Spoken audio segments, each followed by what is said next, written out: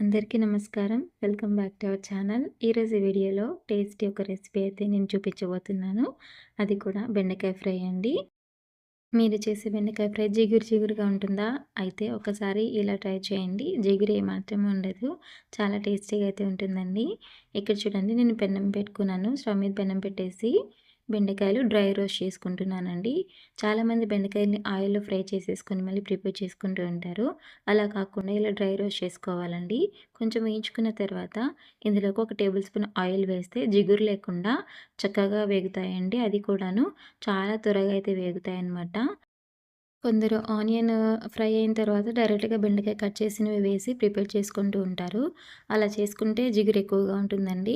ఒకసారి ఇలా dry roast చేసుకొని బెండకాయ ఫ్రైని ప్రిపేర్ చేసుకోండి. చాలా టేస్టీగా, కమ్మగా ఉంటుంది. చాలా బావుంటుందండి. ఇలా ఫ్రై అయిపోయినాయండి. ఫ్రై అయిపోయిన తర్వాత స్టవ్ ఆఫ్ చేసి నేను పక్కన పెట్టేసుకుంటున్నాను. ఇప్పుడు స్టవ్ మీద బాండీ పెట్టుకొని ఇక్కడ నేను 3 టేబుల్ స్పూన్ ఆయిల్ అయితే వేసుకుంటున్నాను. మనం ఫ్రై చేస్తున్నాం కదా! ఎక్కువ ఆయిల్ ఏం పట్టదండి. ఈ మాత్రం వేసుకుంటే సరిపోతుంది. నేను ఇక్కడ పావు కిలో తీసుకున్నాను కదా! ఈ మాత్రం సరిపోతుంది. ఒక మీడియం సైజు ఆనియన్, అలాగే ఆవాలు, జీలకర్ర కూడా యాడ్ చేసుకొని కాస్త ఫ్రై చేసుకుందాము. ఆనియన్ కొంచెం వేగిన తర్వాత పింకిష్ కలర్‌లోకి వస్తుంది కదండీ! అలా వచ్చేదాకైతే వేయించుకోవాలి. ఇలా వేయించుకున్న తర్వాత ఇందులోకి మనము కొద్దిగా కరివేపాకు యాడ్ చేసుకుందాము. ఒక రెమ్మని కరివేపాకు అయితే యాడ్ చేశానండి. అది కూడా వేగిన తర్వాత పావు టీ స్పూను అల్లం వెల్లుల్లి పేస్ట్ కూడా యాడ్ చేసుకోవాలి. ఇలా వేసుకొని చక్కగా మొత్తం కలిసేలా కలుపుకోవాలండి. ఈ ఈ పేస్ట్ వచ్చేసి పచ్చివాసన అంతా పోయి బాగా వేగిన తర్వాత ఒక మీడియం సైజు టొమాటోని కూడా యాడ్ చేసుకుందాము. టొమాటో కూడా వేసి కొంచెం మగ్గాలండి. టొమాటో కొంచెం మగ్గిన తర్వాత ఇందులోకి మనం వేయించుకున్నాం కదా!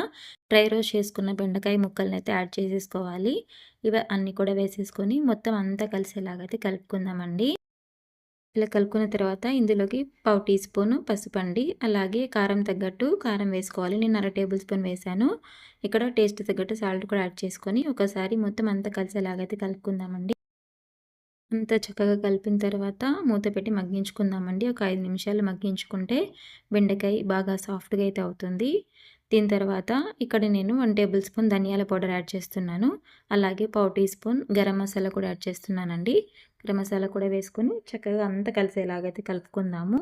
మనం ఫ్రై ప్రిపేర్ చేసుకుంటున్నాం కదా! ఎక్కువగా అయితే ఆయిల్ అయితే వేసుకోలేదు. అందుకని మధ్య మధ్యలో చూసుకుంటూ అడుగు అంటకుండా ప్రిపేర్ చేసుకుంటే మనకు టేస్టీ బెండకాయ ఫ్రై అయితే ప్రిపేర్ అయిపోతుంది. ఇక్కడ నేను 4, 5 వెల్లుల్లి రెబ్బలు కూడా క్రష్ చేసి వేస్తున్నాను. వెల్లుల్లి రెబ్బలు వేయడం వల్ల వెల్లుల్లి ఫ్లేవర్‌తో ఈ ఫ్రై చాలా బావుంటుందండి. తప్పకుండా ట్రై చేయండి. మీరు ఇంతకుముందు ఎప్పుడైనా వేశారో లేదో నాకు తెలీదు కానీ, ఈసారి ఈ కర్రీ ప్రిపేర్ చేసి ఖచ్చితంగా ట్రై చేయండి. వెల్లుల్లి వేయడం వల్ల మంచి ఫ్లేవర్‌తో సూపర్‌గా ఉంటుంది. నాకు ఫ్రై అయితే రెడీ అయిపోయిందండి.